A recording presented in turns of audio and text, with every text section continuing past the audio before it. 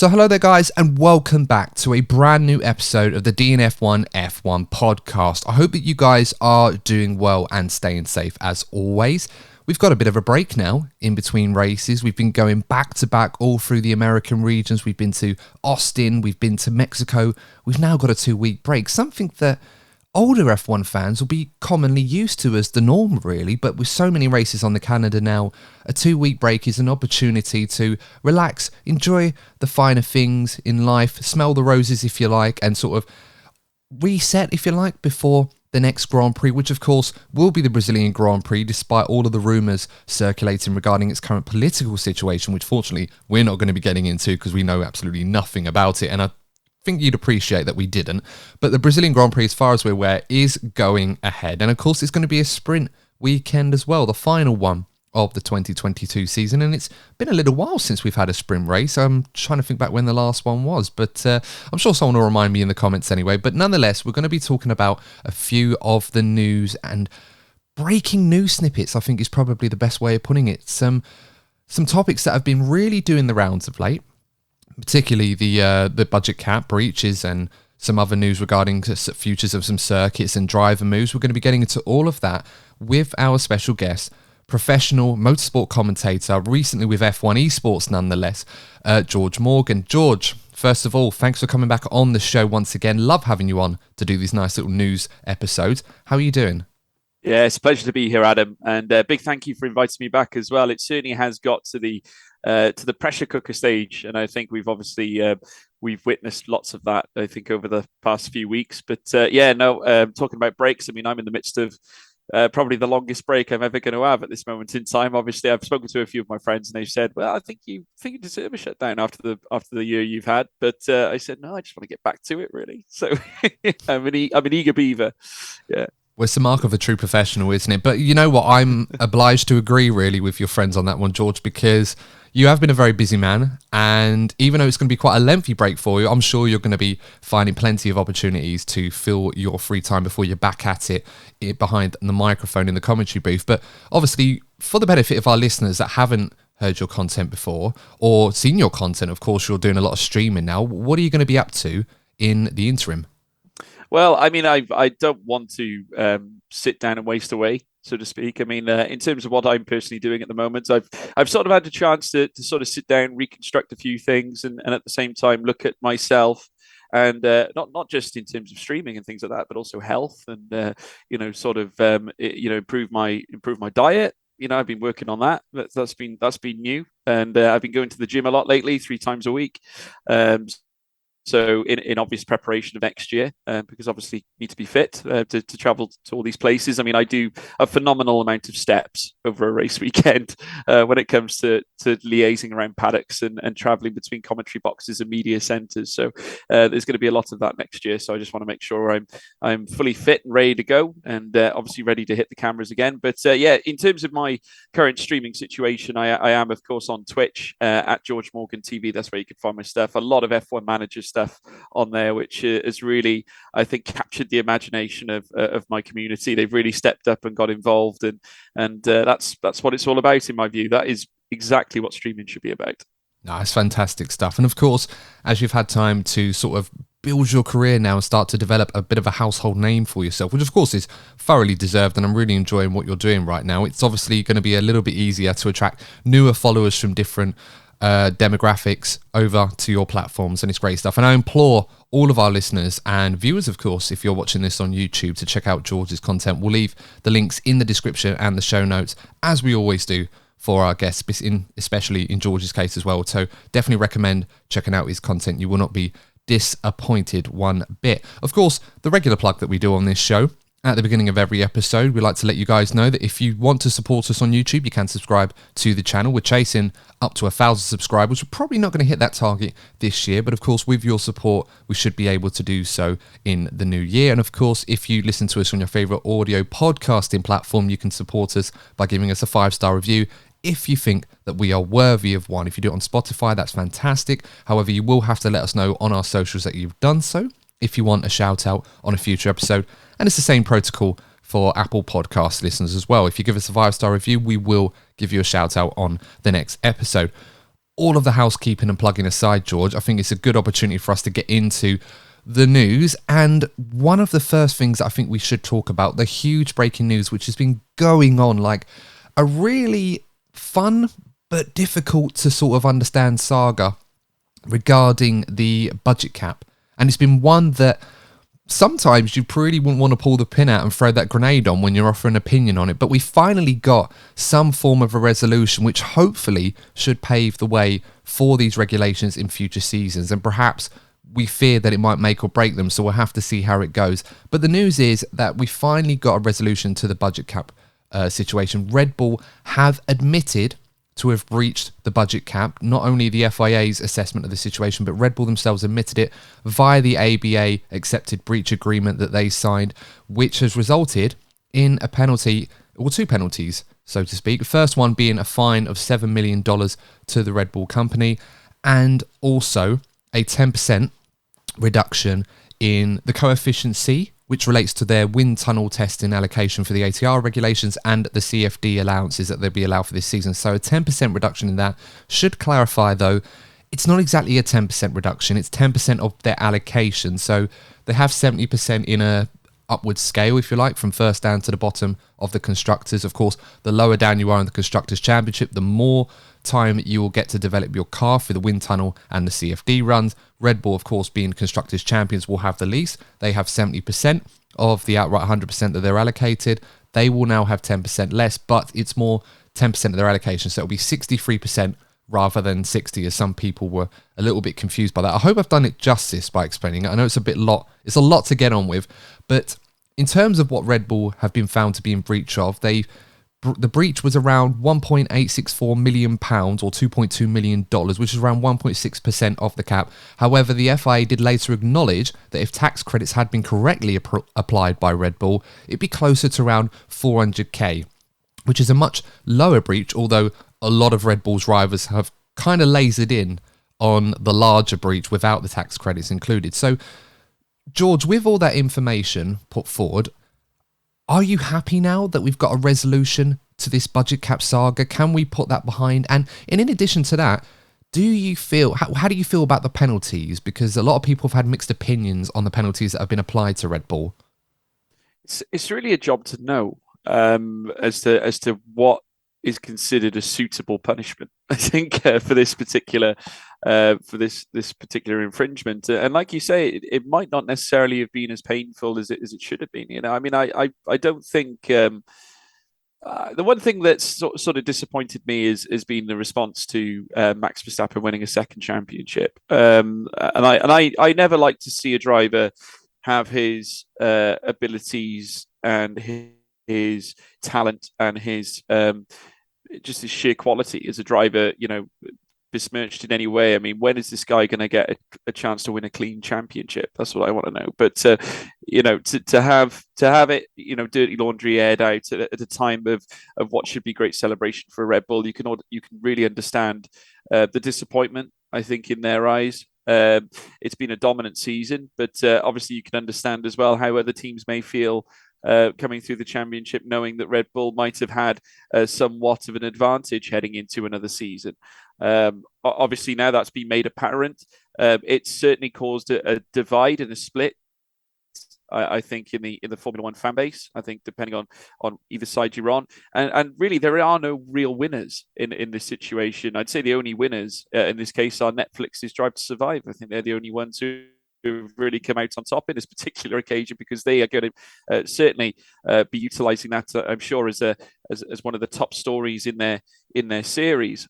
But no, I mean, I just think for me there's just a level of disappointment, I think, in that a driver once again has had his, and a world-class driver at that, has had his obvious talent besmirched really in front of the Formula One audience. That for me is the biggest tragedy.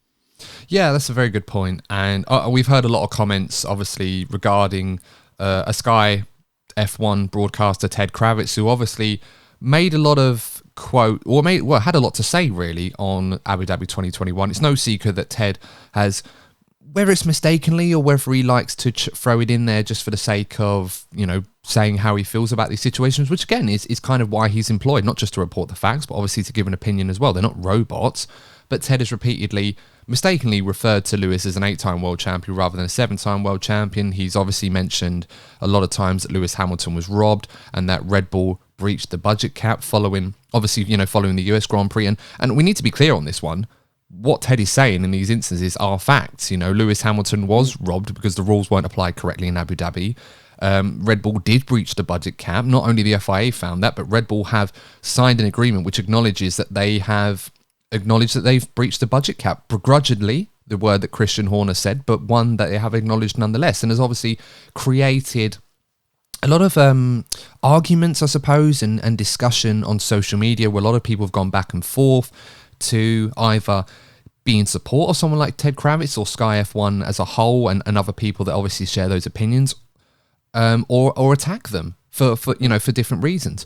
So, I mean, where do you stand on all of this, George? Because I don't want to push you to say whether you agree or disagree what Ted is saying, but in terms of the role of a broadcaster or the role of a broadcasting team to sort of either separate themselves from any narratives that they might have or any personal opinions that they have, to just report the facts and report what is going on in this sport that we know and love?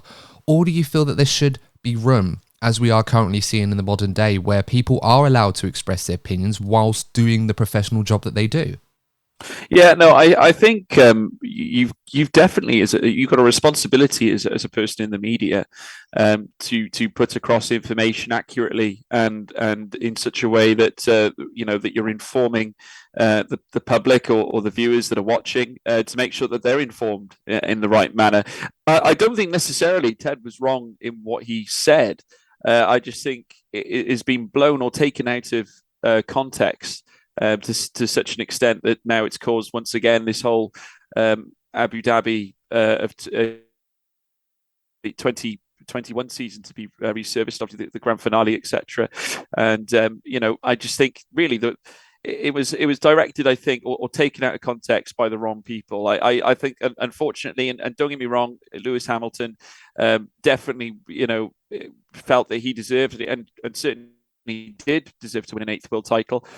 So Ted is absolutely right in what he's saying. But if you remember correctly, it was decisions being made at race control and stewarding that essentially led us down this garden path at this point. It wasn't Max Verstappen who caused that unrest or issue, and it's certainly okay, maybe you could argue, given the current cost cap situation, that maybe Red Bull had some part in that, but it certainly wasn't Max Verstappen. He doesn't necessarily have a dog in this fight. He doesn't lead the corporate decisions or the commercial or even the engineering decisions for Team Red Bull. That is obviously going to be down to the engineers and obviously the heads that are involved in pushing the team in the direction that it's gone. So I just feel that a lot of it has been taken out of context. I don't think Ted was wrong in what he said. Granted, maybe it could have been put across in maybe a softer way, of course, maybe in a light that's maybe more commercially acceptable.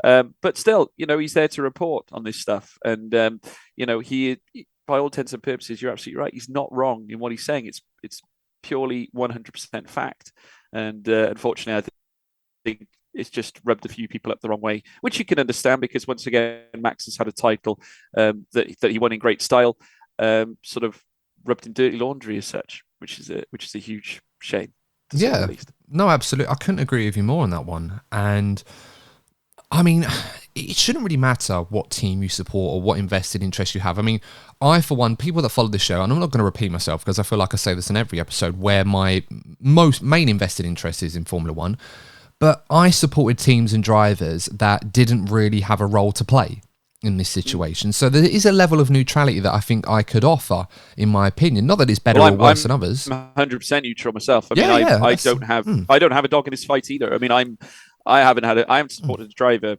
properly or religiously since Damon Hill won the championship in 96, 97 when I was a kid. So probably a good way to go. it's the best way I've learned. I mean, the best thing about it is that you can sit on a Grand Prix weekend, watch what's going on, and just enjoy it. You don't have to you're not getting wrapped up in the emotion of one particular driver. Aside from that, you're more getting into the emotion of an entire race, which personally I think is much more thrilling and exciting myself. So No, that's it. And admittedly, whilst we were watching everything unfold in Abu Dhabi and we went down that garden path as you mentioned, I'm not gonna lie, I was absolutely enthralled and amazed by what I was seeing. It just took a while for everything to settle down and sort of take in everything that had happened in front of your eyes, because it was all so quick that it just didn't feel right. I mean, we got the outcome that we got, and it was fully deserved one way or the other, wherever it was going to go. But I totally agree with you that, you know, the fallout of all of this regarding Ted Kravitz and Sky F1, that there's been other examples, you know, on both sides. I mean, another Sky example was, I think it was like for Christmas, they had the ad before any motorsport content. They had the clip of Hamilton and Verstappen colliding at Silverstone and Verstappen flying off into the barriers, and it was like Merry Christmas from Sky, as if it was meant to poke jest at it or meant to make light of the fact that it was a very nasty shunt. And a lot of people were upset about that, understandably, and Sky took it down afterwards following that backlash. And for me, I think there's a responsibility of broadcasters that needs to be adhered to, that whilst it's fine for them to offer their opinions on certain topics like that, I think to the best of their ability, they have to give everybody a fair level of treatment. And I'm not going to argue one with the other and say, oh, Sky haven't given Max Verstappen fair treatment, or they've preferred Lewis Hamilton, or Sir Lewis Hamilton, I should say, in this argument.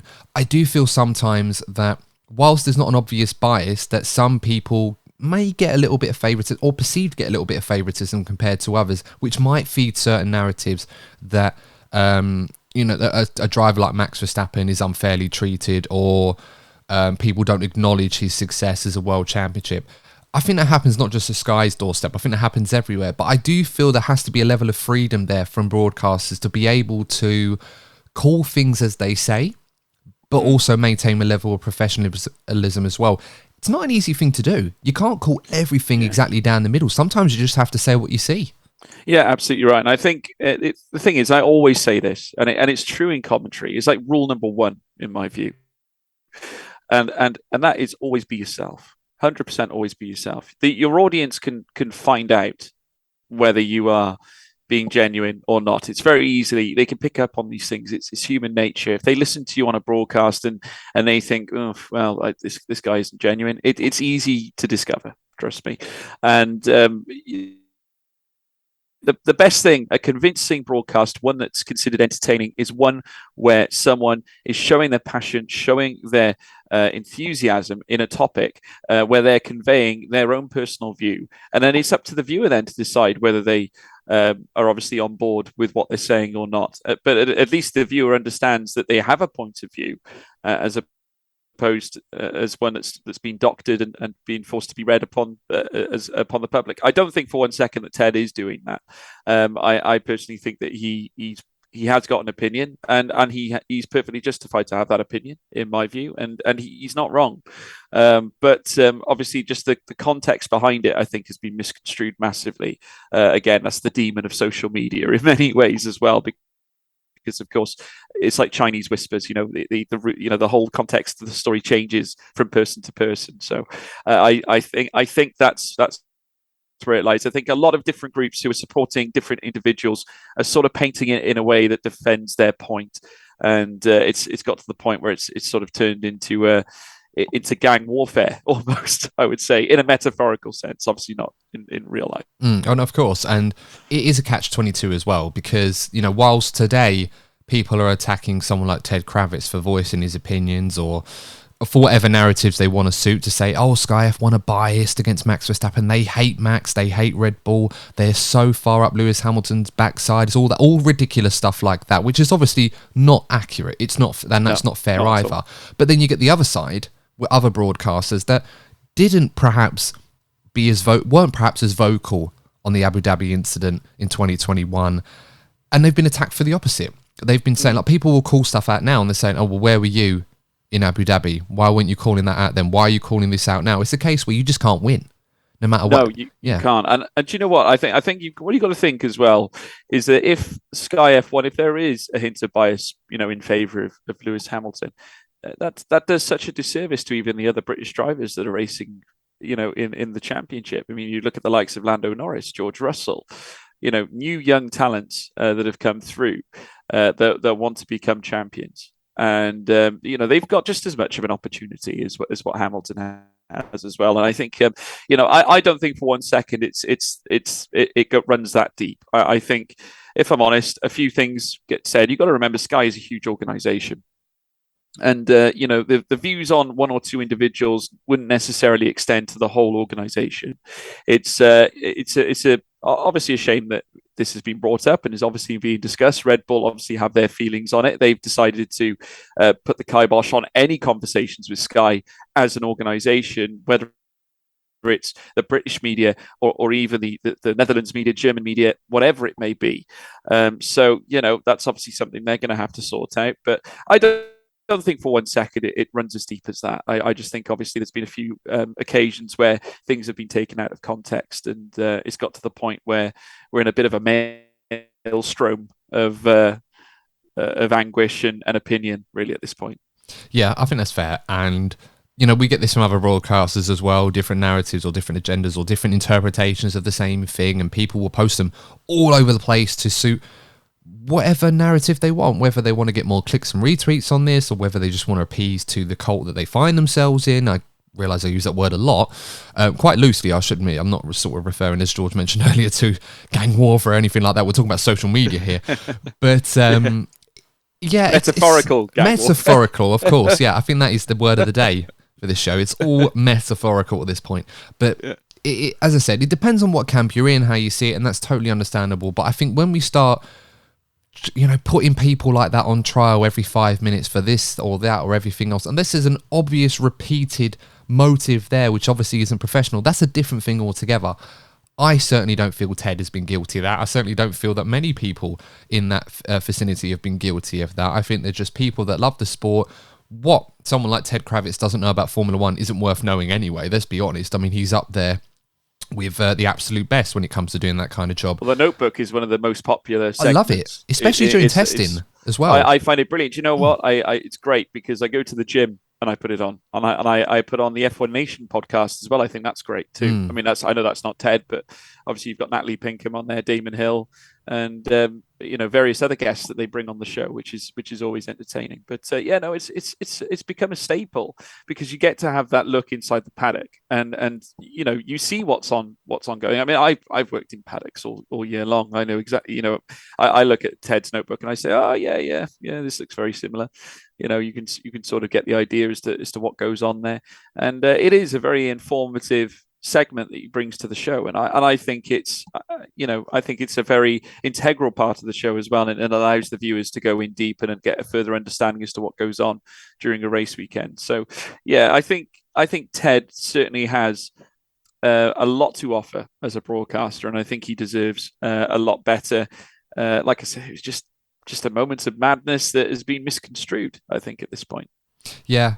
And I'm a little bit concerned that some of the stuff that we've probably said on this show might fit into that as well in the comments section. But for good or for better, I mean, it's up to you guys, obviously, listening to this. We're human beings. Exactly. At the end of the day, everyone has an opinion. Exactly. And we love to hear them. We love people putting in the comment section. And look, it's absolutely fine if you're in one camp or a different camp, or if you don't agree with what we're saying, or if you feel that we're being too harsh or too lenient on someone. It's absolutely fine, guys. But look, get your opinions in. Let me know what you think about this whole topic with broadcasters, and obviously what you think, how you think stuff like that should be conducted, or what narratives or so, all of the above. I want to know what you guys think about that.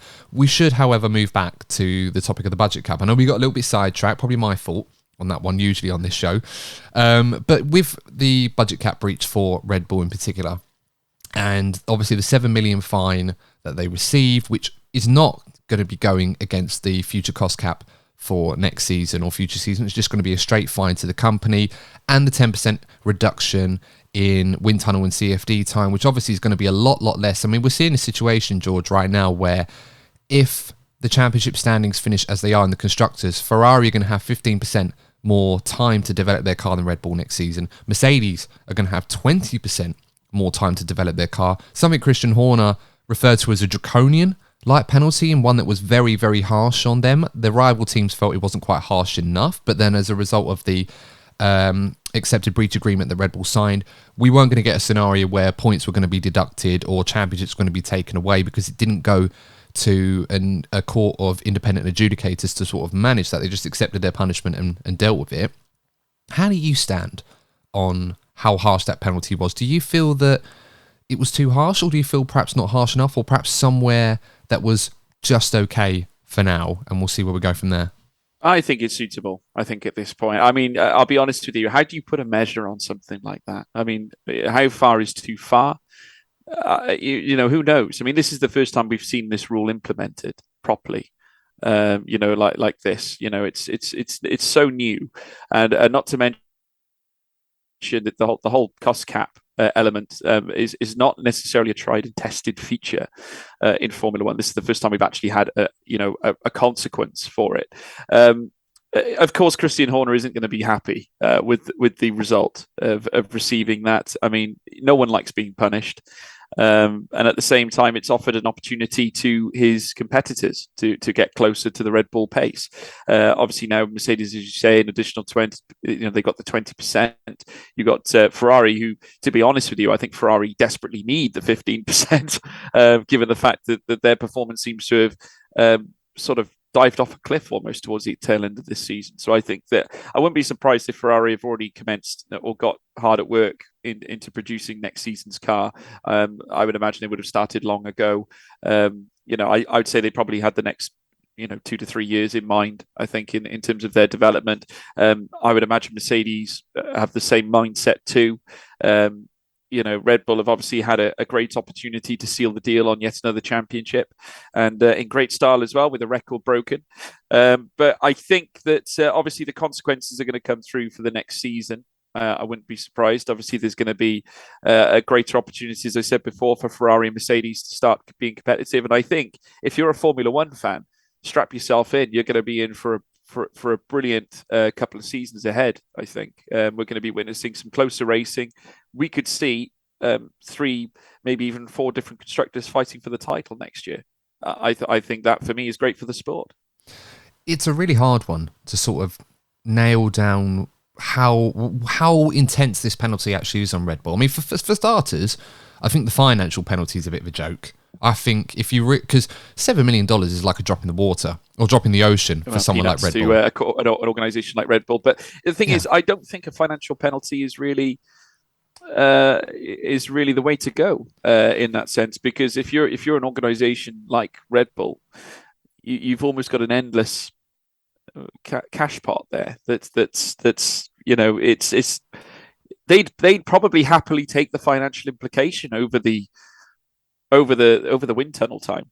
Well, this is what I'm worried about, because if other constructors like, say, Mercedes, I know Toto Wolff has, I don't know if it's jokingly or if he's just said that in jest, but he has gone on record in saying that if the punishment isn't severe enough, then perhaps Mercedes should look at measures to say, okay, how much of a fine are we willing to accept to breach the cap to a point where we can outdevelop our rivals massively? Exactly right. If they continue to follow the rules. Mercedes do exactly the same thing. But the problem is they run the risk now, because obviously Red Bull have exposed the issue. You could only imagine if someone was to go ahead and then do the exact same thing again. The FIA aren't going to be very lenient.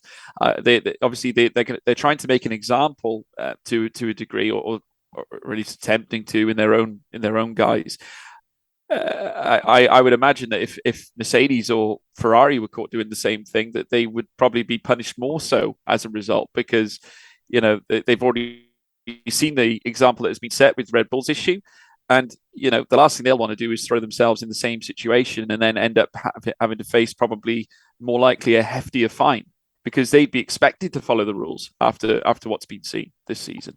Well, that's it. And I mean, for me personally, I think a better punishment financially would have been perhaps subtract that $7 million from a future cost cap spend to Red Bull. So limit them. So I would agree with that. I think if you're going to enforce this, the financial punishment in terms of just a straight fine is just not necessarily going to do much to the company. I mean, that, like you say, it's peanuts to the greater extent of the vast organization that is Red Bull. It's a giant, an absolute giant. Went ahead and rebuilt a circuit, for goodness sake, in Austria, at Red Bull Ring, which is one of the most modern circuits in Formula One, if not the most modern circuit in Formula One.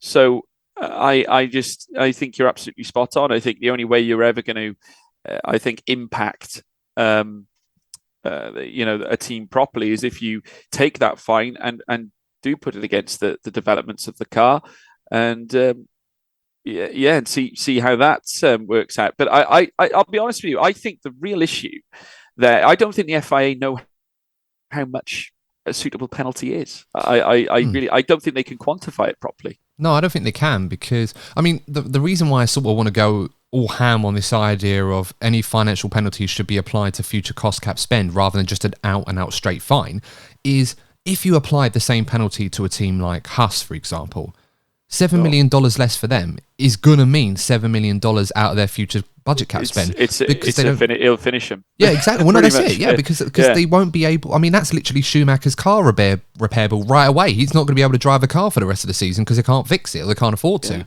Yeah. It's one of those where they don't spend enough money to meet the cap anyway. So any financial sanction on their part is going to come out of a cost cap spend. So I feel like something like that would have been a better punishment. You're absolutely right. Because this is the first rendition, this is more about fact-finding and establishing where the boundaries are. I mean, I'm an accountant by trade in my day job, and I was having a look through the FIA regulations and the FIA statement on their findings of Red Bull, where they where 13 occasions where there were not necessarily misconceptions, but inaccuracies on what Red Bull submitted versus what the FIA did in terms of the rules, and some of which were including on classifications of sick pay, catering, transfer of heritage parts and stuff like that, where they weren't really doing it quite right. So in a way, it's kind of allowed the teams and allowed everyone to kind of have an established set of regulations now where we do have a case study, we do have something that we can refer to with Red Bull that makes it clear that other teams that might think of what Red Bull did to try and get around these regulations now know that they can't. I mean, the example of sick pay, for example, I think there was a member of staff that they went off sick for a long period of time. This is something Christian Horner had mentioned. And what he was complaining about is if that person hadn't made a full recovery and that they sadly passed away, for example, by the regulations in the cost cap, Red Bull would have to pay for that sick person anyway, as a member of staff as per the regulations, and they wouldn't be able to write that off, but they'd have to pay for someone new to take their place. Now, as far as I understand from the regulations, it was basically saying along the lines of, when it comes to sick pay, that you have to pay for the person that's off sick until they return to work and classify that as part of the cost cap spending. But any replacement that you bring in, you don't have to. You'd only have to write that off if that person ends up paying from after that, if they don't come back. So it was all a bit confusing. I think there was another situation with Dan Fallows, if people remember him from last year, when he moved over to Aston Martin, the Hollywood signing, if you like, as part of their aerodynamics team.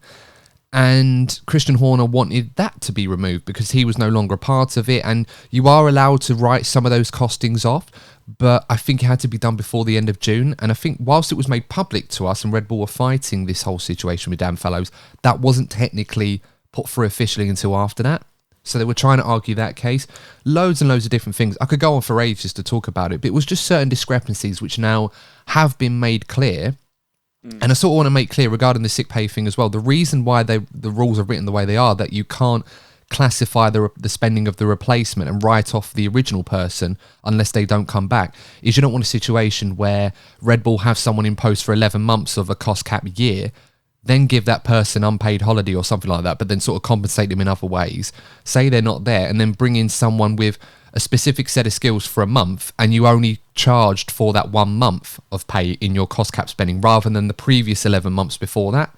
You can get some teams try that because that's what would happen. You'd get a scenario where, let's say Adrian Newey, for example, just to pick him off, or James Allison at Mercedes, just to kind of balance it if I can, not to imply one team's doing this or the other, but they work for 364 days of the year, hypothetically, that they're put in that position, and then they're given the leave period, and then the replacement comes in.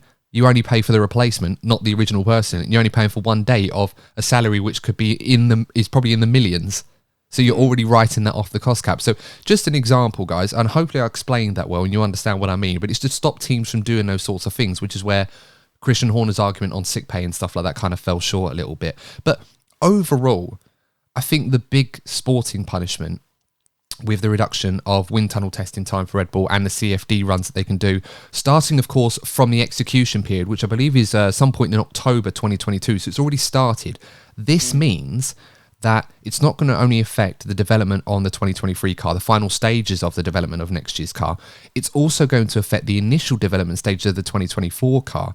And Christian Horner was on record saying that this penalty, as he said, draconian, begrudgingly accepted it, and it was going to affect their lap time around 0.25 seconds to 0.5 seconds.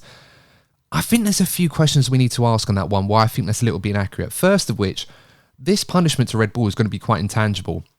And what I mean by that, George, and everyone else listening, is that we don't know now how fast this Red Bull car is going to be developed, or how well they're going to develop this car in terms of lap time if they hadn't had this punishment, compared to what it will be following this punishment. We're not going to be able to gauge that difference. We're only going to be able to see what Red Bull are going to do with this penalty applied to them for not just 2023, but for 2024 as well.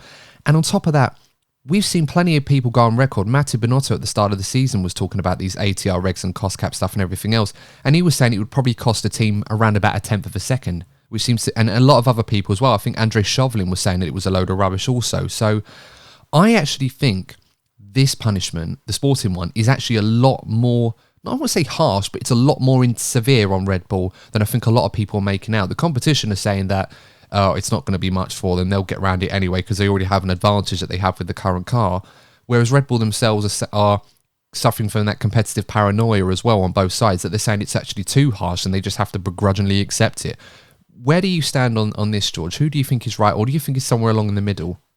Well, I mean, I don't see how anyone can say, based on this current season, that you can already predetermine how next season's going to go. I just don't understand that. I mean, we could turn up at winter testing and Red Bull could be so far off the pace it's unreal. I mean, you just don't know. I mean, the thing is, we've seen teams such as McLaren, for example, who had a brilliant season last year. Did exceptionally well. Norris picking up his first podiums and various other things happening as well. A great partnership at the time with Daniel Ricciardo. They showed up at winter testing. They showed up at Bahrain. It was so far off the pace. It was untold. And I don't think anyone fathomed how bad it would go. I don't think anyone fathomed how great Haas were at the start of the season with Kevin Magnussen qualifying as high as he did at Bahrain as well. I honestly... There is no way you can quantify any of it, and all you can stand up and say is that, look, Red Bull have got a disadvantage in the fact that their wind tunnel time has been significantly reduced against that of others, their contenders, their compatriots who are fighting for said championship. Mercedes, off the basis of recent results, they're not far off the pace now. I saw a very positive Mexican Grand Prix for Mercedes. Ferrari obviously have gone downhill slightly, but they've still got pace behind the car. So logic altogether, in a sense, I honestly think that the Red Bull are going to suffer off the back of it. But then you've got to think of the knock-on effects as well. I mean, how long will it take? Max Verstappen's got to sit there and understand, right, okay, so I'm going to have a slow car for the next 2 years. This is what Verstappen will be thinking. Should I move to a different team where I'm going to have the ability to have a faster car? Will Perez want to move? You just simply don't know. There's knock-on effects to all of this. So, okay, it may seem like a dead in the water draconian penalty, but in itself, it's going to have huge ramifications, I think, over the next 2 years. Exactly, and as I said, we can't measure what Red Bull would have been able to do without a punishment versus what they're going to end up doing with this punishment. We're not going to be able to see that, unfortunately. So it's hard to gauge off that alone how severe this penalty is going to be. Plus the fact that we're in a new set of regulations.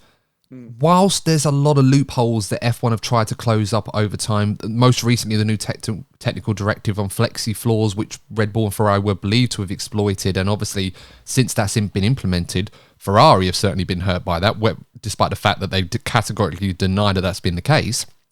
You do find yourself in a situation where there is the potential for teams to find huge upsides in this extra advantage that they have over the lead car. And there is a concern from Red Bull's part that despite the fact that it might not be as much as a quarter to half a second in lap time that they're going to lose out as a result of this punishment, there is certainly room there to perhaps find gains like that. If we were at if this happened in 2020 and we moved into 2021, the final set of regulations, then fair enough. You know, you've evolved these cars to a point where there's probably not much more scope to develop them and find that extra lap time. With these new regulations, despite all the loopholes in place, there probably is room for that. So we'll have to wait and see how that pans out. I think something that's concerned me on this one a little bit is, and again, this ties into the fine that they've received not being a sporting punishment, it's just a general fine, not necessarily one against future cost cap spending, is Red Bull now, because they've got less development time that they can use, and obviously they're going to allocate less resources for that because they won't need to spend extra money, they're going to find savings there. This is where they can find opportunities because they still have that extra money that they will have for next season's budget cap or the season afterwards to find opportunities to save and produce developments in parts that are reducing weight. Red Bull have, and Adrian Newey has said it's quite embarrassing that Red Bull have struggled to shave weight off this car to meet the weight limit. They may be able to find opportunities now with this extra spending that they'll have available to them. They can't allocate to aero testing or aero development to now reduce weight on the car. So it could be a little bit counterintuitive. Yeah, maybe. I mean, they can. I know that Max was saying, I think it was at Silverstone, that the car was just too heavy. I think he just said felt that, you know, going through the corners, which is unbelievable, really. I think when they measured it, I think they said the Red Bull is actually one of the heaviest cars on the grid. So, you know, you're absolutely spot on. I mean, they could counteract the lack of wind tunnel testing, aero testing, by that very nature of removing weight off the car. You know, and I know that Mercedes historically have been very active in making the cars light. I mean, at the start of the season, obviously they're at their maximum weight, and then right through the season they'll start taking stuff off to make it as light as they can. So maybe that's what Red Bull will do. Maybe they'll spend a lot more time in revisiting that, taking a different stance in terms of development, which in point might improve their performance in by other means. You know, so we'll have to wait and see. But then again, it's all speculation. We will not know any of this until we head to winter testing. How do you feel about this ABA agreement that Red Bull have signed with the FIA on this budget cap? Because obviously, first things first, it's a document that, without all shadow of a doubt, allows us to basically state that Red Bull have acknowledged that they've breached the budget cap. You know, even though they categorically deny that they had done. Yeah, I think, to be honest with you, it's so black and white. I think to the point where, you know, the facts are on the table. You know, they can't deny that they haven't breached the cap. At the end of the day, with these investigations, it's a bit like doing your tax return at the end of April. You know, all your facts and figures are out on the table. Your accountant will say, well, this is the facts. You know, this is what you owe. You know, it's exactly the same scenario. Their whole, you know, their books have been analysed. That, you know, what they've spent's been analysed. Everything is out on paper. Everything's recorded. There is no hiding from this. And the FIA eventually have caught them red-handed. I don't think Red Bull realised about as to how far it ran deep, because obviously I think because it's such a new phenomenon, you know, Aston Martin were caught out as well. So, you know, I think because of its sheer infancy as part of the regulations in Formula One, it was only natural that some teams are going to be caught out, and especially if you're a ginormous, team like Red Bull with, you know, fingers in the football world as well as the extreme sports world as well. I think it can be very easy for these areas to become very, very grayed over, and very difficult to manage, certainly given the size of its organization. So, you know, I'd say okay, maybe it wasn't that intentional that they breached it the way they did, but the facts are on the table, and I think they just had to say, look, well, we're a bit disappointed, but hey, there's nothing we can do to sort of say otherwise. So they've signed the document to say, yeah, we've breached the cap. So yeah. It's one of those where they've acknowledged to it. I mean, as you mentioned, because of the nature of what it is that they've breached, it's quite difficult to categorically just say they've out and out cheated in the same way that someone would by exceeding track limits or cutting a corner to make an overtake, for example. You know, something silly like that, or running the car underweight deliberately. They might have just put additional Red Bull fridges in the garage or something like that. Yeah, I mean, they did say catering. It might have costed them more money to bring in more fridges of Red Bull. They did say more catering. Well, catering was an issue. So, you know, I mean, I've never personally been to one. I'd love to, of course. If Red Bull are interested, please hook me up. But they obviously catered for a lot of media events, and they had loads of Red Bull and loads of nice food and sandwiches and stuff like that for a lot of journalists that go to these events. In a way, you could argue that perhaps that has played a part. So all the journalists that go to these events and enjoy all those nice luxuries, of course, teams don't have to put out for them, but it's always a nice thing to do. Well, I'm not sure whether you've noticed as well, like the Red Bull esports as a team as well. They of course have been hoovering up content creators from Veloce, breaking their contracts, bringing them into the organization, which in itself is again a cost. Red Bull esports, Red Bull Racing esports is obviously part of the Red Bull Racing franchise. So you've got that to be factored in as well. Not to mention everything else. There's lots that have been going on at Red Bull. They've been boosting their profile, as a whole across the whole wider view of Formula One. So naturally, all this spending is being captured in this cost cap, and I think that they probably didn't factor or have any idea that these additional things would be factored in. They must have thought that the cost cap was in relation to the sheer development of the car itself, and I just think maybe that's where they went wrong. It may well be. I mean, we're talking about a brand here that does a better job than anyone else when it comes to its marketing and stuff like that, and it's something that exceeds just Formula One. It transcends beyond that. And yeah, perhaps it's played a part. I mean, we might see some future events now where Red Bull will be less generous, and we won't see.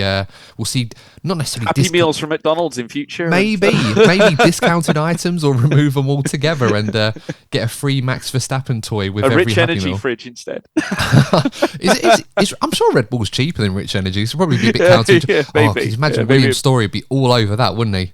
Set up a collaboration saying, I can't be charged by the FIA because it's not regular catering, or some weird rule or something like that, or can get some great tax credits. I don't know, but leave that one up to the imagination. But with the accepted breach agreement, obviously what comes with that is not just an acknowledgement that you've breached the budget cap, as Red Bull have admittedly done, although begrudgingly, word of the day, but Christian Horner's mentioned a few times in press conferences, and we've done that in this show. But importantly, it's an agreement that allows them to acknowledge what they've done in exchange for perhaps a more lenient punishment.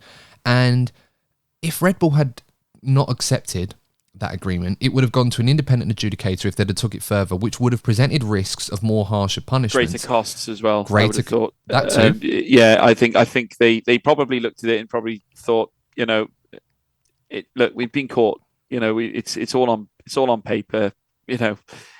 Like I say, as soon as it gets to that point, the last thing you want to do is have it settled in an adjudication situation where you could face further penalties, and certainly Christian Horner would want to minimise the damage as a consequence, and therefore still give them a fighting chance of contesting for the title next season. I mean, it'll be interesting. I mean, I don't think we'll truthfully know how much Red Bull is affected until we hit winter testing. And that's my view on it. Well, that's it. I mean, and one of the penalties that could have come up was potentially a points reduction, which would have resulted in losing potentially a 2021 championship. I mean, the 400k overspend that we've got, whether you want to accept that or the 1.8 million is totally up to you. But there is definitely an argument that could be made that 400k overspend that would have, if they complied, it would have had to have come out of the development budget, because it's the only thing that they could have theoretically controlled that would have affected their performance.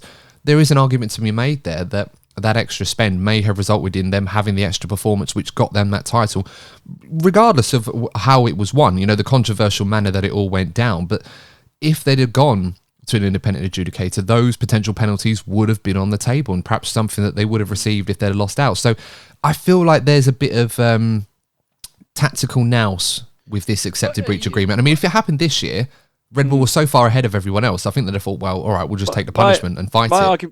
My argument would be, if Hamilton had won his 8th title and had Verstappen not boxed and there was no safety car, and he, say for argument's sake, finished second in behind Hamilton, would we be even having conversations about the 2021 championship? No, of course not. And in addition to that, though, George, they probably would have fought this. I think if Hamilton had won the championship last season in 2021, I think Red Bull would have fought this and tried to clear their name. I think the fact that that potential penalty is on the table, and that if they'd have lost out in an independent adjudicator court, they may have lost the championship for 2021 as well. I don't believe for a second that the FIA were ever going to intend to do this unless it was an incredibly ridiculous breach. Yeah. I don't think it would have been fair either, mind. I don't think it would have been fair on Max. Fair, yeah, no, of course, no. I mean, Max because Max, like you said, and I go back to it, you would have had no say in the corporate direction of Red Bull Racing. He's essentially there just to drive the car, So there's a big difference in that sense, and I think Max needs to be given credit for how he won the championship, regardless. I mean, in the way he drove personally. I mean, what else would you expect him to do? Just sit behind Hamilton on that 58? Of course not. Just let him win it.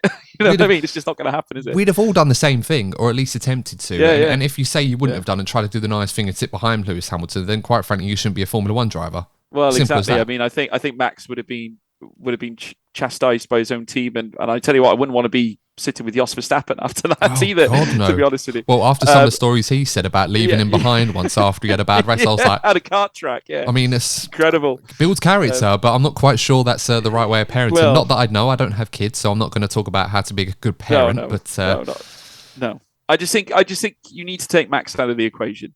I think when you have those conversations, and I think that's something that as a fan base, I think Formula One itself needs to do better. I think, but that's my own view on it. No, I think that's the right view to have. Quite frankly, I mean, you can say what you want to say about Red Bull, you can say what you want to say about Christian Horner or Dr. Helmut Marko or anyone else that's involved explicitly in this. Max Verstappen as an entity is one that is separate. Yes, he's benefited from having this great car, which obviously was developed with a little bit more spend allocated to it than his rivals were.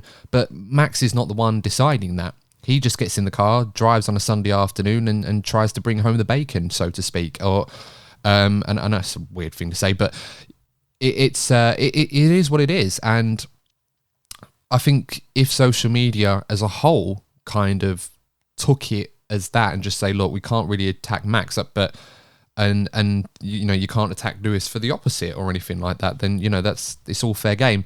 Unfortunately, it's just one of those scenarios where it's just creating all of this tension and all of this anxiety, if you like, and all of this mental strain and everything else that comes with it, which we could pretty much do without. We're talking about Formula One here. I don't even think we've mentioned any driving on this episode. That's it. I mean, it's fascinating, isn't it? We don't actually talk about any racing. No, we don't on this show anymore. It's all about politics. The politics. Yeah. God. Well, we actually timed that one perfectly, but there you go. So let us know what your thoughts on this one, guys. I mean, I do want to make a point, because I know a lot of people have mentioned about previous examples of team breaching regulations and stuff like this. We've seen, Mercedes did this or Ferrari did this. I want to clarify a few things, first of all. Firstly, we can't compare this breach to what Ferrari did in 2019, simply because Red Bull were found guilty by the FIA. Ferrari weren't. They suspected that Ferrari did some wrongdoing, and this is regarding the fuel flow situation with their engine in 2019. And obviously that agreement between Ferrari and the FIA, which we never really got down to the bottom of. They still didn't win the title. No, of course, they weren't even close, but they just won a couple of races. But Ferrari, in that sense, they were never found to have done anything wrong. There were suspicions that they were. So the FIA couldn't really punish for Ferrari when they couldn't figure out what they were doing. We just ended up with this agreement that allowed us to all infer and imply that Ferrari had done something wrong, but we just couldn't really prove what it was. So it's a different situation to what's happening here with Red Bull. Red Bull were found to be in breach, Ferrari weren't. Simply put as that. Other scenarios like that, yes, we can chuck other scenarios where teams have breached regulations or done this, but we can't compare a budget cap one to other scenarios like this as well. And more importantly, even if we did, we're not really going to find value in going forward. We all want regulations to be consistent. We want them to be fair. We want them to always be free from bias or any external outputs or inputs that come into it which aren't really relevant. You're never going to achieve that if we're always trying to go back from the past and say, but what about this or what about that? Well, that's all irrelevant. It's all history now. We can only learn from previous mistakes and set up regulations to the best of our ability that work for today. And if they don't, we change them until they do. It's as simple as that, really. So I think when it comes to this situation, whilst I'm not the biggest fan of what the FIA have been doing the last few years, I think we do need to cut them some slack.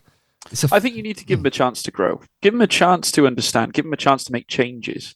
I mean, they're trying their best to to find ways to make the sport more entertaining to the fan base, to the viewers. And the problem is, like you say, and so correct. In fact, it's one of the most pro-fan views I think I've heard recently.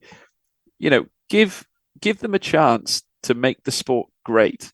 Give the sport a chance to be great. Like, I remember back in the 90s, that was when it was all about the racing. In the 2000s, it was all about the racing. We just seem to have gone down this dark path in the hybrid era where, the turbo hybrid era, where things have become a little bit more sensationalized than what they should be. We should be talking about Grand Prix weekends, on these podcasts, and things of that nature, instead of politics and just sheer, I don't know, skullduggery going on behind the scenes. We need to be having great conversations about great drivers that are coming through, and who's been causing a stir on the in terms of their driving ability, racing ability, as opposed to financial implications and that of teams that have done wrong. I just think it's, I don't know. I just think there's far too much peeking behind the curtain, I think, sometimes. Well, this is what I loved about the Mexican Grand Prix, because as a race, as a spectacle, it was so boring. It's probably out there as probably the most boring race this season. But strategy-wise, strategy-wise, it was fun. And I think Mexico has provided that in the past, where there's always been these strategic anomalies and ever-changing situations, and it's a case of who calls it right on the day. And, some teams do and some don't. The fallout was, a lot of us were talking about, did Mercedes do a Ferrari and bottle it on strategy when they could have been a bit more aggressive and tried to win and stuff like that? It was nice to be talking about that, rather than talking about, the FIA did this, or this team did this, or this team did that. It was like, we didn't get any of that. And I thought, well, personally, nice. I thought Mercedes I thought they were going to pull a worldie. I honestly did. At the time when they boxed the hards, I thought, they'll get these to the end. Max, the medium tyres are degraded, really suffering under the current situation around the track. But it turned out, as the race went on, the hards started to drop off. The mediums just seemed to keep on going. I was half expecting Max to do another stop onto the softs with 10 laps to go, to push on for the race win. I think he would have won regardless, and then as a consequence got the fastest lap as well. Yeah, absolutely. I think that's a good point. And all ifs and buts, but it's all part of the fun of playing strategy games, really. I mean, ultimately it was a bit of a procession, but it was quite fun if you're into that stuff, of course. To see how it all unfolded. And that's kind of the beauty of Formula One. You don't always get racing that's going to be held to leather or pedal to the metal, as you so famously say on your broadcast, George, every single lap. But, in Mexico, it's one of those races. It was definitely one for the strategists. It just does it's like a story. It takes time for it to sort of envelop, and they try to take you on a journey with it. Sometimes they achieve it, sometimes they don't. That's just sport for you. Those are the conversations we should be having on podcasts. Exactly. What's the best opening phrase to say when the lights go out? What is better? Lights out and away we go, pedal to the metal, or anything else? Pedal to the metal, man. I am becoming a pedal to the metal man, I must admit. But then I think you've corrupted me a little bit in that one, George. But I forgive you. Everybody, every race weekend. Great stuff. I think we should move on. I think a lot of people are probably tired of us talking about the budget cap. I think we can put that behind us once and for all. And hopefully that was okay, guys. I hope you enjoyed that. But let us know your opinions on the penalty. Do you think it was a fair penalty? What did you think of Red Bull being allowed to sign the ABA on that one? And obviously, do you think it's going to hurt them in future seasons? The intention is that it will, but I guess we'll have to wait and see. Any complaints? Find Adam Burns on Twitter. Oh, God, yeah. Well, do you know what? I'm going to encourage that just for the sake of healthy debate and trying to grow my own social media, which I don't really do much on. I'm terrible at that. So best to stick to the comment section, guys. Get the engagement going on YouTube. I think it's probably fair. And but of course, if you don't like George and his opinions, I'll leave his socials in the comments as well. Oh, okay. It's the pain of plugging our guests on this show, mate. Yeah, that's called payback. Well, I try when I can. But let's move on to some of the other stories going on in the paddock. The driver transfer situation. Now, we've almost got a full grid for 2023. There's been a lot of debate on what Daniel Ricciardo is doing. It does seem now that he's not going to be on the grid for 2023. We've seen a few videos and heard a few quotes from him alluding to the fact that 2024, a return to F1 is more likely and he's going to take a reserve role behind the radar. There's been rumours going around saying it might be Red Bull or Mercedes. I guess, what are your thoughts on this one, George? Do you feel it's the right move for Ricciardo to take a year out? And how likely do you think it's going to be for him that he can just come back in 2024? Because it's not always easy when you take a sabbatical from F1. No, I think I'll be honest. As soon as I heard that Daniel Ricciardo wasn't going to be on the grid next season, I thought, right, that's it. I honestly did. The thing is, it's got to the point now where the thoroughfare of drivers coming through the junior categories into the top flight is becoming more and more frequent now. Obviously, now we're getting to see Oscar Piastri jump in the seat. Obviously, we had George Russell, Lando Norris in seasons previous, Charles Leclerc, you know, all making the step up as time goes on. And to be honest, that's exactly what it's there to do. It's there to bring in the best up and coming talent, the new blood, because we want the absolute best on the grid to make it as competitive as possible. And I genuinely believe that once you step out of the circus that is Formula One, it's very difficult to get back in. That being said, I think my personal view on where Daniel Ricciardo is going in terms of the reserve seat, my impressions are that I think he's going to step into the Mercedes camp. I get the personal impression, certainly based off what I saw at Mexico, Toto donning the Daniel Ricciardo merch. I thought was a big statement in itself. I don't know, I don't think there would be any other reason why Toto Wolff would be wearing Daniel Ricciardo merch. And not only that, obviously Nick De Vries has been freed up to race elsewhere as well. So why, it seemed like a good fit, I think. And obviously Stoffel Van Dorn has moved across to Aston Martin as their reserve driver. So yeah, I think Mercedes have teed it up appropriately for Daniel Ricciardo to move in there. As to whether that will mean a return the following season, I don't know. I don't think so. I think we might have seen the last of Daniel Ricciardo in Formula One. Yeah, I'm painfully worried that could be the case, and you could be right on that one. I mean, we saw the best and the worst of Daniel Ricciardo at the Mexican Grand Prix. He drove a great race. Admittedly, it was almost unexpected by the McLaren team because they completely shafted him on strategy when they split between himself and Lando. And it was one of those weekends where he was actually a lot closer to Lando than he had been in other races. But they put him on what they deemed to be the wrong strategy, or not the best one. It ended up being the best strategy, and he made his way all the way through, which has helped McLaren massively in the Constructors' Championship. He was making some good overtakes. He did make one or two silly mistakes, obviously took Yuki Tsunoda out of the race, and he was punished for that.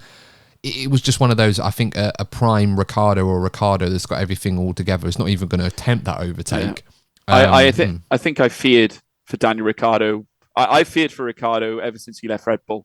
I knew that when he left Red Bull that he was going to be really up against it to secure a legacy, and I know he was chasing a world championship, but I don't think as a driver, being the age that he was back, we see it now with teams that they'll take on a rookie driver and they'll build their entire makeup around that one driver because he will be the identity of this team. Esteban Ocon is Alpine. You've got Lando Norris, he is McLaren through and through. I knew for a fact that when Ricciardo went to McLaren, it wasn't going to be an improvement. It was going to be tough for him, and especially because Zach Brown sort of hails Lando as almost like his prodigal son. Almost at this point, he gets very much the same treatment as Max gets at Red Bull. It's very hard for someone like Daniel Ricciardo. He will always be a number two now. And forever be known as that. I don't think he'll ever be in a position where he is considered a team leader in Formula One anymore. And I don't think he was even at Red Bull. But I think when he left Red Bull, he left his chance at driving for a really great team. I mean, I truly believe if he was still at Red Bull now, I think he would do just as great a job as what Perez has done in recent seasons. I firmly believe that Daniel Ricciardo shot himself in the foot when he left. Yeah, I mean, that's absolutely right. And I think what it comes to with Danny Rick and comparing to Perez, for example, is on ability. You'd probably say there's not too much to separate them. I mean, at their peaks, Ricciardo's probably a guy that has that wow factor that Perez, with all due respect to Perez's abilities, is a brilliant driver and very consistent, and you know what you're going to get from him. There's always that extra edge that someone like Daniel Ricciardo would bring that Perez just doesn't have. It's a unique skill. Not many drivers on the grid have it, admittedly. So it's always something that you don't really find. It's either there or it isn't with some drivers. So I get that. And ultimately, the difference between the two of them is one of them has the ambitions to win a world championship and is prepared to do whatever it takes. The other one was looking to try and preserve his seat in F1. And whilst Perez probably still has those ambitions, I'm not saying he doesn't want to win a world championship. I assume everybody on the grid has that shared ambition to do that, whether they've done it or don't. But you just felt with Ricciardo, he was never going to be happy to be playing second fiddle, especially to someone like Max Verstappen, who at the time was making his way through the ranks. He wasn't the established household name that he is right now, the behemoth of Formula One driver that he's become. So it is what it is with Daniel. I'm a little bit disappointed it's gone the way that it has. I still feel it was the right move to leave Renault under the circumstances. I don't think his career would have been much better, but perhaps he wouldn't have had that downfall that he has had in the last few years. It's just hard to see where the opportunity is going to come from. I just think it's a constant series of sidesteps. I think, and that's the problem. He's been chasing that upwards curve, and it's a very difficult thing to obtain. And I think as well that he would have had a better chance still to win a championship at Red Bull, regardless. Perez has had podiums, race wins, opportunities that Daniel Ricciardo will never have necessarily the same way at McLaren or Renault. It's just not going to happen in this era of Formula One. So I think I'll be quite honest. I think as soon as he left Red Bull, Ricciardo condemned himself almost at that point. And it was probably a catch-22 in his own mind at the time. It was a big gamble. Red Bull didn't want him to go. No, of course not. No. They didn't want him to go. So he really, I hate to say it, I think he made a wrong decision. And I would imagine that he would have been advised on that decision as well. And I bet you if he turned back time, I reckon he would have changed his mind. May well be. I guess we'll never know ultimately, but those are the breaks, unfortunately, Formula One. Your career can be made or broken by the decisions you made. Just ask Sir Lewis Hamilton or Fernando Alonso, equally for different reasons. Talking of which, you obviously mentioned Stoffel Van Dorn going over to Aston Martin as one of their reserve roles. He's obviously seen what has happened for his Formula E teammate Nick De Vries, who's been rather successful and obviously landed himself a seat for next season at AlphaTauri. So seems like a good move for Stoffel. It's freed up a place at Mercedes where we suspect Ricciardo may likely go to. Ultimately, what this does mean, though, George, is now Hülkenberg is a free agent and has no restrictions in trying to secure a move, which we believe at this point in time could be a Haas, which creates the dilemma of what's going to happen with Mick Schumacher. Now, at the moment, we don't know which one or two of them is going to get that drive. While it did seem like Hülkenberg was going to be the driver, there's obviously indication that Mick Schumacher may get a final opportunity there. Where do you see this one going? Do you see, given light of recent events, does it seem that perhaps Hülkenberg is the front runner right now? Well, it's a job to know. I mean, I did see an article released with Gunther Steiner saying that Schumacher had improved in his view. I mean, it's a job to know at this point. Whether Hülkenberg is the right man, I don't know. I sort of get the impression that Haas have been struggling to find the right person, I think, to become part of the team. They haven't historically been great with young talent, and I've always said this. I think that they're a lot better with experienced drivers. They had better results with Grosjean and Magnussen together in previous years. Whether Hülkenberg has got enough to do it, to continue to race at this level, I don't know. Has he spent too many years outside of the sport? I'm not sure. I did see an article today as well that Audi, on taking over Alfa Romeo Sauber, have looked at Mick Schumacher as an option to take on going forward. So, which makes sense. German car, German driver. That I think that would be a great opportunity for Mick to have a great car underneath him as well. It's a job to know. I couldn't possibly, sort of speculate on that. Do I think Hülkenberg's the right choice? I think maybe 2 years ago, yes. I think, but I just think he's been at the sport for far too long. Yeah, I think ultimately what it comes down to is, and we mentioned this a few weeks ago on the pod with Schumacher, is that if you compare the two drivers right now, who do I think is going to be quicker in that Haas car in 2023? arguably Mick Schumacher to a degree. I think he's got to a point where he's now at the minimum on par with Kevin Magnussen on outright pace, which is what Haas would have ultimately wanted for him. It's probably come a little bit later than they would have hoped for, but I think he's there now. And he has proven in recent races that he's up there. And I would only count this as his rookie season. True. I don't consider the Mazepin season necessarily it was a total different set of affairs. The Haas car was on, might have been competitive in Formula 2. I mean, it was so far off in terms of pace, and not to mention you're up against a teammate where you could not measure yourself as a driver. Mick was beating him every weekend, and then which only just goes to show how up against it Mazepin was. I mean, if you put Mazepin up against Magnussen, it would have certainly been embarrassing. Well, this is it, yeah. So I mean, I would say that give Schumacher a chance. He's got a season in him now. I know that Ralf Schumacher has come out and defended him publicly quite a lot. And you can sort of understand why. But I'd say give him another season. I wouldn't go replacing Hulken. I think replacing Schumacher with Hulkenberg, I think, is taking a back step.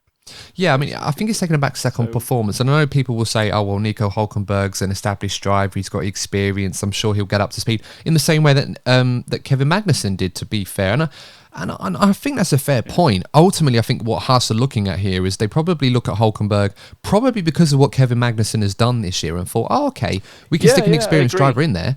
And it's someone that doesn't crash as much. And for Haas, that is important. I know we joke about this, but some of the bigger teams, whilst they don't want a hefty repair bill, they obviously want drivers in there, and they don't want them to feel like they're holding themselves back or limiting themselves out of fear that they might make a crash. If they have a crash here or there, okay, as long as the driver's okay, we can fix it. It'll cost a little bit of money. Ideally, we'd rather not do it, but if it happens, so be it. With Haas, it's a much bigger problem.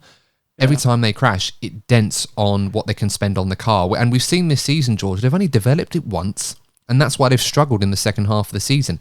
They can't afford to keep going year after year after year thinking, okay, Schumacher could certainly become a very solid Grand Prix driver, perhaps in the midfield or on the upper echelons to a degree. There's only so much the drivers can do. Exactly, with a car like that. I mean, you've got to remember as well that when you compare or look at Magnussen and sort of suggest that Hulkenberg would be a great asset because Magnussen was only out of the sport for one season.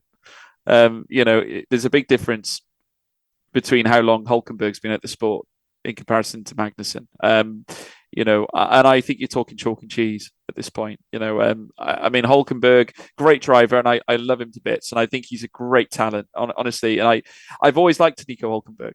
Really have. I think he's a great driver. He was a great driver, but I just think he's been too far removed from the sport now to be considered competitive. I also, you've got to think how much value Schumacher's name has as a brand in terms of marketability for Haas as a team. I don't think they've exploited that enough, to be quite honest. I think there is certainly methods they could have done to bolster their own persona as a team, by utilizing the Schumacher name. So it's sort of saying, look, we've got Mick Schumacher, we've got a Schumacher in a Formula One car. That I don't think there's enough of that gets said. And plus it would do a lot for Mick's confidence as well behind the wheel, knowing that he's got the backing of his team. I can't imagine anything worse than hearing your team principal talk about how, your future's in jeopardy in the sport. I mean, obviously, you're hoping as a team principal, I suppose, that Mick is going to say, I'm going to show him what I'm made of. But some drivers don't respond that way. And I think Mick needs to believe that he is a great driver, needs to believe that he has the ability.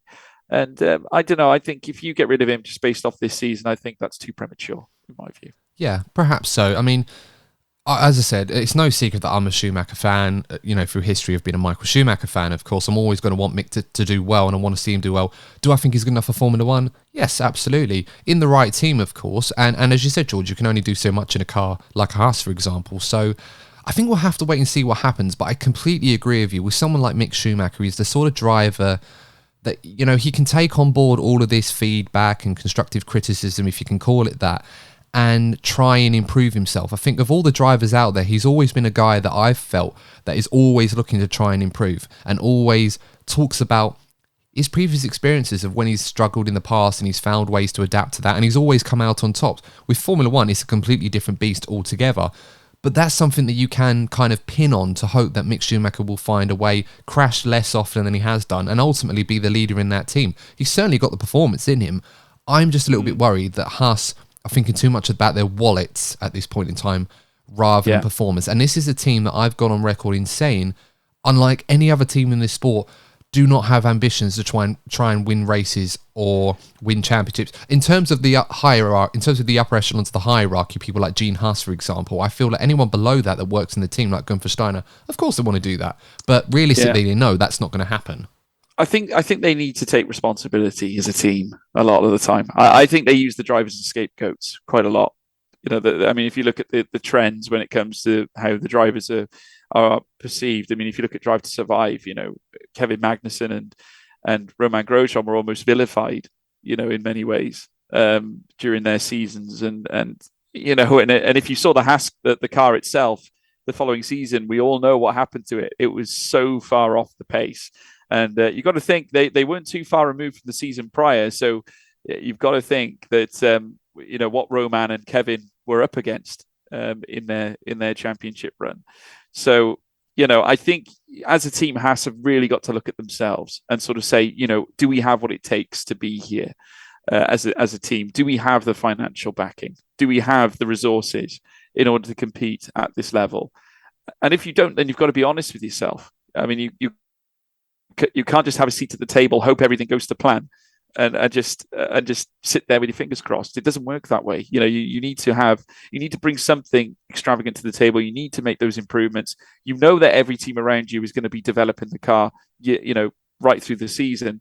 So it's up to you as a team in order to extract more performance out of the car, to make sure that you're exhausting all your resources and all opportunity in order to make it happen. You can't just say, look, we've had a bad weekend, well, it's the driver's fault. It's not as simple as that. You've got to dial in to the very, very minute details. Agreed. Yeah, couldn't agree more with you on that one. Just a quick note on some of the news regarding future certain Grand Prix events. Of course, we had the calendar that came out quite recently. It's expanded to 24 races on the calendar. One race that was on there provisionally was the Chinese Grand Prix. Now, from what we understand, the Chinese Grand Prix is most likely at this point to be removed from the calendar owing to complications regarding their stance on the pandemic and people coming into the country. It's put it into serious doubt, which is obviously a huge blow for F1, especially with a driver like Zhou Guanyu, who, on merit, has done a fantastic job. I mean, easily Rookie of the Year. I know it's a class of one, but I think he's done a great job this year. He's pleasantly surprised me. I think because let's be honest, we make a big song and dance of drivers that win the F2 championship in their first attempt. Zhou Guanyu wasn't one of those guys. It took him a couple of seasons in order to achieve it. But since he's been in Formula One, I mean, I expected him to be towards the tail end of the field this season. I thought we were going to have another case of Kevin Magnussen on our hands, but no, he's totally proved me wrong. Has frequented positions in the top 10, has been in the mix in the midfield. Maybe has had the odd moment, but let's not forget, to come out of a crash like he did in Silverstone and yet still remain competitive, it takes a lot of strength and determination in order to come back from something like that and come back as well as he has done. I think him and Bottas have complemented each other as a partnership. I think Alfa Romeo have certainly benefited off that. And I don't think he has any reason to be disappointed with the season he's had. I think he's done exceptionally well, and all the power to him. But going back to what you were saying about the circuits, obviously China, being in the situation that it's in, it's obviously a circuit that's been on the calendar for quite a number of years. Obviously, missing out due to COVID hasn't been easy. Naturally, obviously they've got a great driver like Guanyu Zhou, who's been performing, as we've alluded to. But obviously an opportunity for another track to step up, I suppose, to take its place. I mean, I don't really know how I feel on the Chinese Grand Prix itself, really. I mean, I like the race, don't get me wrong. We've seen lots of battles, but I think there's an opportunity there to bring another circuit, back from the nether realm of F1 tracks long gone by, shall we say. Yeah, and I think it's created a lot of debate from some people of what circuits they would like for F1 to go to. Now, I've got this funny suspicion that F1's going to do this thing where China gets called off and they may call up a Grand Prix that was previously removed from the calendar, i.e. the French Grand Prix, because that's not on the calendar for next year, and say, well, yeah, they're ready to go. Yeah. They might just go back there just to fill a hole and or maybe Magny-Cours. Maybe Magny-Cours, although Magny-Cours it was always a narrow circuit. We just never really noticed it as much because the cars were like as big as a toaster back then. Nowadays, they're much, much bigger. So I'm not sure Magny-Cours would suffice, although I did miss that circuit, I must admit. It was a bit nostalgia. We come from the same era as F1 fans, George and I, for those who don't know, so we can appreciate these things quite fondly.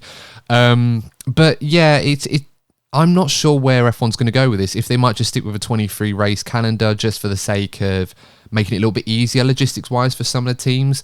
They probably will try to fill that gap just for the sake of filling it. Although the Chinese Grand Prix was meant to be earlier in the season, so that might be a bit more complex. I think it was early in the season. I have to check it to be sure. But it's usually in the first part of the season, isn't it? Usually the initial rounds. Yeah, I mean, it was the stage of the 1000th F1 race as well, so it does have it does have a historic moment there amongst other things. So, I mean, if I was to give you the opportunity, George, of placing any Grand Prix, it doesn't have to be a race that's had an F1 race before, but what track would you like to see fill that gap? I know we've had a few others like Kyalami in the past that was linked with it, and that's a race I'd like to see added in there, but obviously it's not ready yet for whatever reason. Any other ones in there? I would like to see Kyalami, obviously, but in terms of other ones, I would love to see F1 to return to Jerez. I think that would be pretty amazing. Obviously, as someone who was around in the late 90s, obviously we had the Schumacher-Villeneuve drama heading around there, so that would be quite nice. I raced around that circuit on my game as well. How about Estoril as well? Let's bring Estoril back. Oh god, we're bringing all the classics at this point. This might as well just be an F1 2013 DLC edition. For anyone that's played that game will know what I'm talking about. Well, I got to commentate Estoril this year. It was actually the first track I've ever commentated a real life race, and I got to walk the track as well. And do you know what? It's so good. Really enjoyable. You've got a really tricky first sector where you have to be really clever on the brakes and throttle application as well, not to mention a technical middle sector as well, and then you've got some very tight chicanes in the final portion of the track too, but a very nice long straight where you could open up DRS. And I just think as a track it's brilliant. I mean, there's loads of circuits. I do think Kyalami is the way to go. I just think the undulations on it, I think, are brilliant. Obviously, you've got that real uphill climb. It's very much like a roller coaster almost. Almost has a little bit of Imola about it. Maybe a bit of maybe a little bit of Red Bull Ring about it as well to a degree. I mean, just for the sheer. There's Hockenheim, obviously. There's an obvious Hockenheim one. Ring. I tell you what, Hockenheim Ring's ready to go. You could probably go there anyway. I mean, Nürburgring. Nürburgring's okay, but I feel like the Eiffel Grand Prix a few years back when we last raced there, it was that was a fun story because it was wet, it was cold. That was when Mick Schumacher was meant to have his first outing in an Alfa Romeo. Common conditions, I think, in the Eiffel circuit. But no, I think maybe Hockenheim Ring. Maybe bring Hockenheim back. I mean, I never really understood why it went off the calendar in the first place, to be honest. But so much going on there. I mean, it's crazy because it was the largest TV audience, I think, for free-to-air television before it all went subscription-based. And apparently they were just saying that, I think with German fans, and of course, I'm not generalising, so if there are any German nationalists or anyone that is German that listens to this show, I'm not saying that you guys aren't doing your job as fans, but they were concerns over the lack of attendance at certain circuits like that because Germany didn't have a top level F1, or at least someone in the upper echelons of the F1 hierarchy as they did with Seb Vettel, Rosberg and Schumacher obviously in the past. So it's something because back in the 90s, obviously before Schumacher came along, it was quite hard to have a race in Germany regularly because there wasn't that much interest after what happened at the Nordschleife Nürburgring all those years ago. So which is strange because you've got a lot of German manufacturers that are taking part. Exactly. And especially with Audi, stepping up as well in the coming. Well, this is it. I mean, it's Mercedes' home. This is what kills me. It's like they talk about all like Mercedes because they're based in Bracknell, and it's like, yeah, but it's a German team. Yeah, it is a German team. They don't play the British national anthem when they win Grand Prix. They just, if they did, it would just be played for Lewis, and that's it. And the same for George in this case. If he wins, or when he wins a Grand Prix for Mercedes, they play the German national anthem. So you'd think you'd be able to argue that case. I mean, it's the same reason why I'm surprised there isn't a race in Finland. We've always had a strong representation of Finnish drivers. Mika Hakkinen, Valtteri Bottas, Kimi, Keke, even Keke Rosberg all those years ago. Yeah, absolutely right. So, was he Finnish or was he Swedish? I'm sure he was Finnish. Yeah, probably. I know Nico is considered German, isn't he? Yeah, someone's going to fact check me if I'm wrong on this one, so I do apologise if I am. I'm sure. We'll probably find out he is German now or something like that. Yeah, it's honorary German. We don't talk about that back then. But so many great choices. I just got a funny feeling they're just going to call up the Paul Ricard circuit organiser and say, guys, you're back in. It's possible. I mean, it is possible, and it is the right time of year for Paul Ricard. And we do need a French Grand Prix as well. We've got. Yeah, I sort of I don't know. It was a bit strange how that all became apparent. How all of a sudden we had no French Grand Prix. I don't know. That seemed a little strange, especially given that Paul Ricard has all the facilities to make it happen. It isn't. I mean, and you know what? I had this conversation about circuits and sort of suggested. Obviously, some people I think who watch it on the TV have a preconception as to what a race is like, and what makes a circuit a boring circuit. I genuinely feel, and it's opened my eyes a little bit as to why the Monaco Grand Prix remains on the calendar as well. Actually going to a track and absorbing the atmosphere, and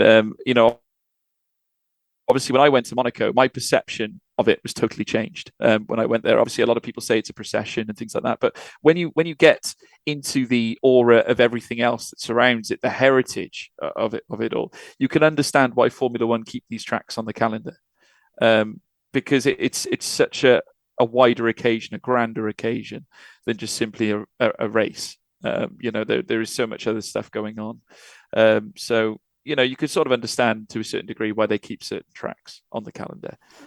Yeah. That being said, I think Paul Ricard should really be on a Formula One calendar. Yeah, I think it looks like it's going to be the front runner if, of course, we do lose the Chinese Grand Prix for next season. Again, it just, I suppose, more than anything else, it depends on where that Grand Prix is on the calendar.